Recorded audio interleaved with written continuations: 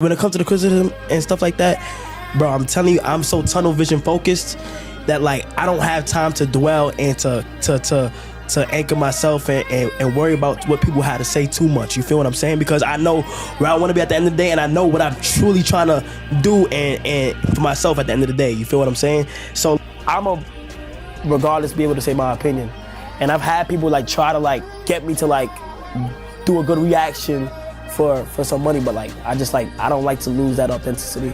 So like what I do is like I study other people first. I study how people like stream and shit like that, and like what they react to, what's trending and shit like that, and what they gonna want to see.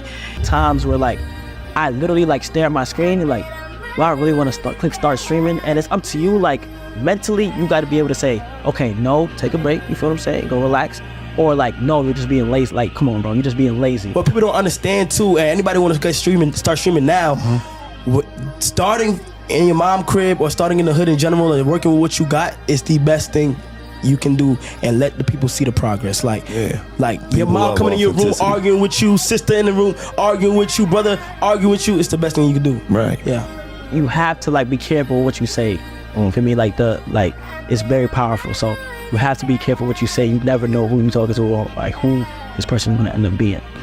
I was always wise of who my friends were. I got a certain amount of friends, a very strict number of a certain amount of friends. You feel what I'm saying?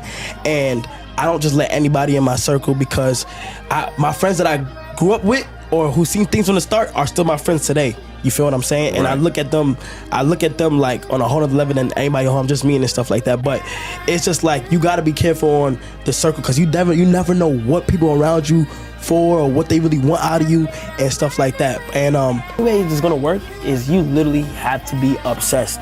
If a day passes in your mind where like you don't think about it, and I'm telling you right now, you're not locked in.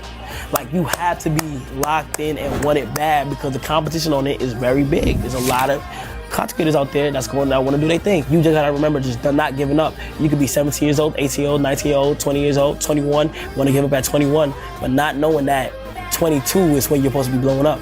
Like I never say it's too late. Like it's never too late to do what you want to do. And it's like, come on, it's like you see people go through the transition of blowing up. What makes you think you can't do it?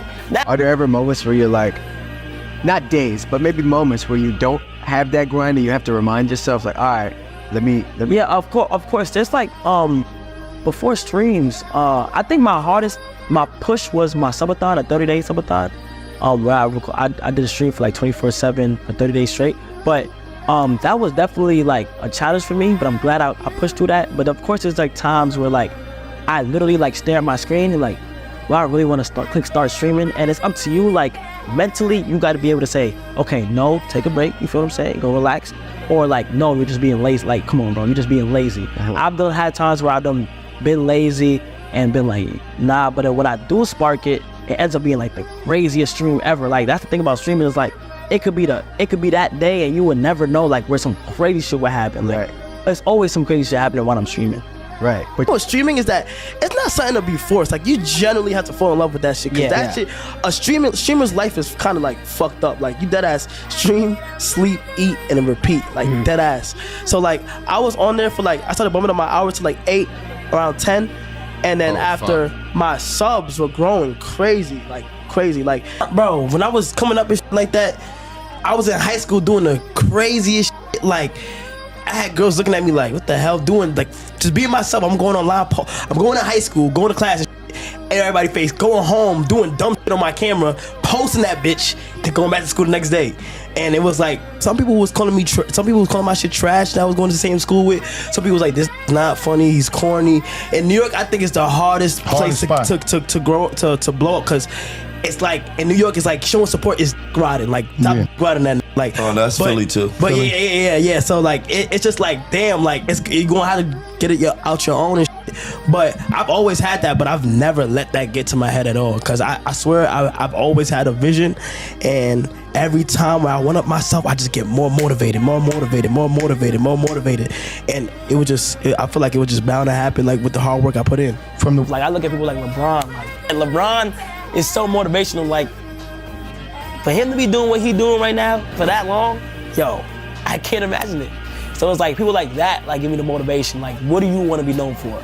Because we're not gonna be here forever. So it's like, once the time is up, what can people say? You know? So like, I just know the opportunity that's in hand, and I just want to be able to like make sure that like my family and like anybody in the future, whether it's my kids or whatever I have in the future, that they can look back at what I did and be like, nah, he actually had a good run. Do you think? Like I still have like a lot of work to get done. I feel like I still have a lot to still get done. I can't get comfortable in, you know, but it feels good right now while I'm in the moment. Yeah. Like, yeah. Even to me, like I feel like that's very important for parents to do, is believe in their kids, like for whatever they want to do, because sometimes it can shut down dreams, you know. Like, and I know like my Caribbean people or my African people, like you know how households be strict as hell. Yes. You feel me? But sometimes, bruh, my mom believed in me, and it went. So like now that she can call me and be like, God, I need it. Oh, it's done. You feel me? That should be the goal. Like my mom could call me for whatever. She come first. You feel me? That was the first blessing of everything that's going on. I bought my mom her house. My skits, I look back at it and it was like really cringy. Like I was like, bro, what was I thinking? Like, but it's who I am. You feel what I'm saying? So I feel like that's part of the process that you got to go through. You got to go through that moment right there. How did you hold on to your individualism and continue to be you and not get caught up in the streets, the drug game, and don't become a, you know? So when I was growing up and stuff like that, the street aspect, and I had a lot of people in the streets around me, it just never caught my attention. And not my brothers, not my sister, like we were just never caught up in like wanting to be in a gang or wanting to go outside or be on the block. Anybody who like has blown up, they can relate to when you in your grinding stage, like that hunger is different. It's about if you can maintain it or not. Like that hunger that you get is like a different type of like, I don't know what it is. Like all I wanted to do was just work. So once you get that in you, like it's just like you can't stop. Do you still have that same hunger, you think? 100%. Yes, I don't play when it comes to like my content, because people will get comfortable and things can slow down. Like I know that all this can go away like this. So I gotta keep my head focused, stay on the right path, and just execute every time. I was in college, and I was always making videos in college on a daily. Like I told myself, I remember September 5th, 2019 is when I told myself, from here on, every 2 days I'm gonna upload a YouTube video and try to be consistent with what I do.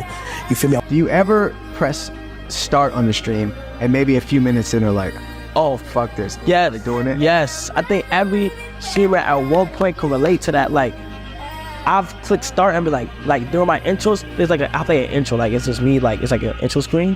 And I'm like, damn, like don't want to do this right now, like damn. You ever back out and like say, I'm gonna cancel? Nah, I never do it. I just push through it, and then cause I stream for like I stream for like 8 to 10 hours. So like when I click that start, I better be ready to lock in for 8 to 10 hours. You don't ever cut it short? I try not to. But when I do click start and I'm like, damn, I push through and it gets to you can feel it. It gets to a point where it's like some shit happened and nothing happened. And then by the time you even know it, it's the end of the stream and you're like, yo, I'm glad. Like I feel so good that I streamed. So yeah, sure.